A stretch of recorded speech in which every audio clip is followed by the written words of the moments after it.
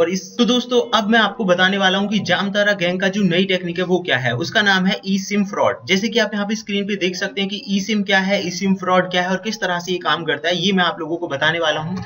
सबसे पहले मैं आपको एक केस स्टडी दिखाना चाहूंगा कि हाल ही में हैदराबाद के एक व्यक्ति के साथ ये फ्रॉड हुआ, जिसके खाते से लगभग 21 लाख रुपए निकाल लिए गए। ऐसा सिर्फ उन्हीं के साथ नहीं हुआ, उनकी तरह के कई लोगों के साथ भी सेम हुआ है, और जिनके खाते से अलग अलग टाइम पे अलग अलग रकम निकाली गई। किसी के 6 लाख रुपए निकाले गए, किसी के 3.7 निकाले गए और किसी के 1 लाख रुपए निकाले गए। तो हम इसी के बारे में जानने वाले हैं दोस्तों। रियलिटी जो है मैं बता दूं, इस तरह के केसेस में सावधानी आपको खुद बरतनी होगी, क्योंकि आप पिक्चर से यहाँ पे जो दिख रहा है वो आप समझ सकते हैं कि लगभग 10% से भी कम लोगों का अरेस्ट होता है ऐसे केसेस में, और 5% से भी कम लोगों का जो रिकवरी है, रिकवरी रेट 5% से भी कम है। तो आप अंदाजा लगा सकते हैं कि कितना जो ये रेशियो है वो कितना कम है, कि अगर आपके साथ ऐसा हुआ है तो इस केस में आपकी जो पैसे की रिकवरी है उसकी संभावनाएं बहुत कम हो जाती हैं।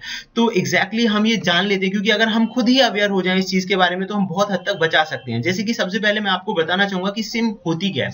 गाइस, सिम का मतलब होता है सब्सक्राइबर आइडेंटिटी मॉड्यूल, यानी सिम की मदद से ही आप अपने फोन में एक दूसरे व्यक्ति को कांटेक्ट कर पाते हैं। अगर सिम की हिस्ट्री और डिटेल्स के बारे में कहें तो वीडियो काफी लंबा हो जाएगा, लेकिन इन शॉर्ट मैं आपको बताना चाहूंगा, शुरुआत में जो सिम आई थी वो काफी बड़ी हुआ करती थी जी। उसका साइज होता था जैसे कि आपका क्रेडिट और डेबिट कार्ड का साइज होता है, उतनी बड़ी सिम हुआ करती थी। उसके बाद गाइज 1991 में ये सिम आई थी। उसके बाद इसमें बहुत सारे बदलाव हुए। उसके बाद आप देख सकते हैं यहाँ पे मिनी सिम आई 1996 में, उसके बाद माइक्रो सिम आई 2003 में, और फिर आई नैनो सिम 2012 में। नैनो सिम आप सभी मोस्टली लोग इसका इस्तेमाल कर रहे होंगे अपने फोन्स के अंदर।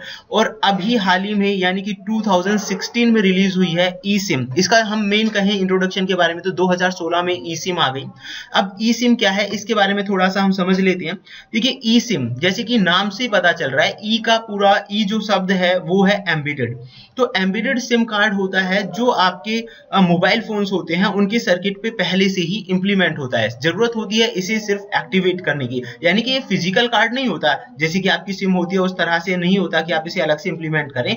ये जो आपका फोन है उसके मदरबोर्ड पे पहले से ही इंप्लीमेंटेड सिम होती है, तो इसको अलग से नहीं करना पड़ता है, इसे जस्ट एक्टिवेट करना पड़ता है। तो गाइज, ई सिम की अगर हम और बात करें कि इसे कौन कौन सी डिवाइसेस सपोर्ट करती हैं, सभी फोन्स में ये फैसिलिटी नहीं होती, लेकिन एप्पल की सीरीज है उसके फोन इसे सपोर्ट करते हैं। गूगल पिक्सल सीरीज है वो इसे सपोर्ट करती है। इन सब के अलावा गैलेक्सी है S20, S20 plus, S20 ultra, ये सारी चीज जो डिवाइसेस हैं वो ई सिम को सपोर्ट करती हैं। अगर मैं नेटवर्क की बात करूं, देखिए ई सिम को एक्टिवेट करने के लिए आपको एक करियर की जरूरत होगी, करियर ऐप की भी जरूरत होती है। दूसरा, कुछ ई सिम सपोर्टेड जो मोबाइल कंपनीज हैं वो इसे सपोर्ट करती है। जैसे कि इंडिया की अगर मैं बात करूं तो इसमें वोडाफोन आ जाता है, एयरटेल आ जाता है, जियो आ जाता है, ये सब ई सिम को सपोर्ट करती हैं। तो इन नेटवर्क्स की मदद से अब अगर बात आए कि मान लीजिए ई सिम को अपने फोन पे किस तरह से एक्टिवेट करना है, तो इसका एक नॉर्मल सा प्रोसेस होता है गाइस। जैसे कि आप यहाँ पे पढ़ सकते हैं, आप SMS करके भी अपने फोन पे ई सिम को रजिस्टर्ड करा सकते हैं। तो अगर आप एयरटेल की सिम का इस्तेमाल कर रहे हैं तो 121 पे आपको एक SMS भेजना होगा और उसमें अपनी ईमेल आईडी देनी होगी, रजिस्टर्ड ईमेल आईडी जिसे हम बोलते हैं। तो आपको SMS करना होगा E SIM space registered email ID और उसे 121 पे भेज देना है। जैसे ही आप इसे करेंगे तो आपका जो ईमेल है वो रजिस्टर्ड हो जाएगा। जैसे कि आप इस फिगर में समझ सकते हैं कि अगर आपने ये किया, ईमेल भेज दिया, तो उसके बाद कुछ समय बाद आपका जो ईमेल आईडी है वो रजिस्टर्ड हो जाएगा। और रजिस्टर्ड होने के बाद आपको एक QR कोड मिलेगा। इसका जो फाइनल स्टेप क्या है, आपको एक QR कोड मिल जाएगा और उस QR कोड की मदद से आप उसे एक्टिवेट कर सकते हैं। तो एक स्टेप होता है कि किस तरह से आप इसे रजिस्टर्ड करेंगे। अच्छा, यहीं से हैकर्स का जो गेम है वो स्टार्ट हो जाता है। जैसे कि अगर मैं पुरानी ट्रिक्स के बारे में बात करूं तो पहले क्या होता था, वो आपको फोन करते थे और फोन करके आप लोगों को बोलते थे कि भाई इस लिंक पे क्लिक करना है, OTP आएगा, इस तरह की चीजें होती थी। अभी हाल ही में बहुत ज्यादा इसके बारे में लोग अवेयर हो चुके हैं, तो उन्होंने जो फ्रॉडस्टर्स हैं उन्होंने एक नया मेथड निकाला है ई सिम फ्रॉड।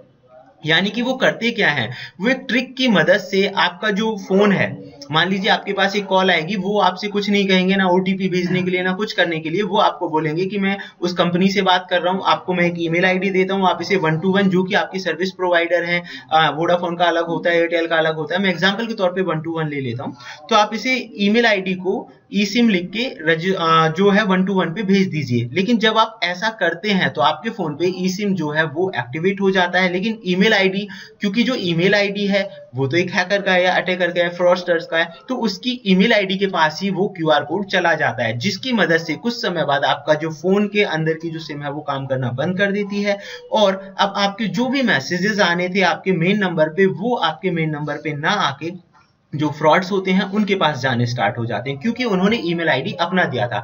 अब ओटीपी भी आएगा, कुछ भी आएगा तो उन्हीं के पास आएगा। तो इस तरह से वो इस काम को अंजाम देते हैं। दोस्तों, बात अगर आए बचने की कि इस तरह के फ्रॉड से हम कैसे बच सकते हैं, तो मैं आपको यहाँ पे बता देता हूँ। देखिए, इस तरह की किसी भी कॉलिंग्स का, कि किसी भी कंपनी से कॉल आपके पास आ रही है कि भाई आप इसे मान लीजिए मैं एक ईमेल आईडी भेज रहा हूँ, आप इसे फलाने किसी भी नंबर पे XYZ नंबर पे आप इसे मेल कर दीजिए या फिर मैसेज कर दीजिए, तो आपको ऐसा बिल्कुल नहीं करना है। सबसे पहले तो ये काम नहीं करना है, क्योंकि कोई भी कंपनी आपसे नहीं कहती है कि आप हमें इसको लिखकर 121 पे भेज दें या ऐसा करें, वो आपको नहीं कहती है, आपको उनके बारे में पता होना चाहिए। सेकेंडली, अगर आपके साथ ऐसा फ्रॉड हुआ है तो उस कंडीशन में आप देखिए, मैंने यहाँ पे वेबसाइट का लिंक दिया हुआ है जिसका नाम है cybercrime.gov.in। इस वेबसाइट पे जाके अपनी कंप्लेन रजिस्टर्ड कर सकते हैं। हेल्पलाइन नंबर दिया हुआ है इनका, इस पे आप कॉलिंग कर सकते हैं 9 to 6 PM।